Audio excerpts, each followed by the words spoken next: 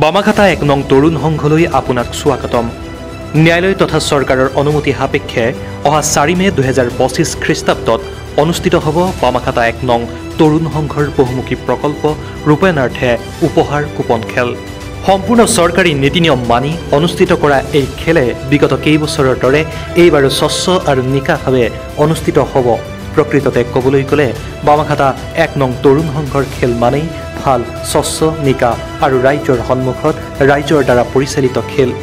এইবাৰ এই খেল দিনৰ ভাগতে অনুষ্ঠিত কৰা হ'ব। বামাখাতা ১ নং তৰুণ সংঘ অসমৰ এটা অন্যতম স্বেচ্ছাসেৱী অনুষ্ঠান। এই উপহাৰ কুপন খেলৰ লাভাংশৰ পৰাই কোভিড মহামাৰীৰ সময়ত প্ৰায় ২৫০০ পৰিয়াললৈ খাদ্য সামগ্ৰী যোগান ধৰাৰ লগতে অসমৰ বিভিন্ন ঠাইৰ দুখীয়া ৰোগীয়া খাটমাউৰা লোকলৈ সাধ্যানুসাৰে আৰ্থিক সাহায্য দি অহা হৈছে। বানপীড়িত লোকলৈ খাদ্য আৰ্থিক সাহায্য প্ৰদান সংঘৰ অন্যতম লক্ষ্য। স্থানীয় পৰিসৰত দুখীয়া মেধাৱী ছাত্ৰলৈ আৰ্থিক সাহায্য প্ৰদান, দুখীয়া উদীয়মান খেলুৱৈলৈ তথা সমূহীয়াকৈ খেলৰ উন্নতিকল্পে ক্ৰীড়া সাহায্য প্ৰদান কৰাটোৱে এই সংঘৰ কাৰ্যকৰ্তাৰ মূল উদ্দেশ্য আৰু লক্ষ্য।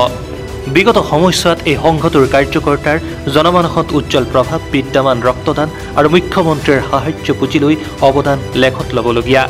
ইতিমধ্যে সংঘৰ ফালৰ পৰা ৰাইজৰ সেৱাৰ্থে এম্বুলেন্স সেৱা প্ৰদানৰ লগতে শ্মশান নিৰ্মাণৰ কাম অবিৰত গতিত চলি আছে। সেইবাবে ৰাইজে এই মহান অনুষ্ঠানটোৰ প্ৰতি জনকল্যাণমুখী কাৰ্যসূচীৰ অংশীদাৰ হ'বলৈ মাত্ৰ ১০০ টকাৰে এটি উপহাৰ কুপন ক্ৰয় কৰক আৰু বিনিময়ত পাওক ১১খনকৈ বিলাসী বাহন।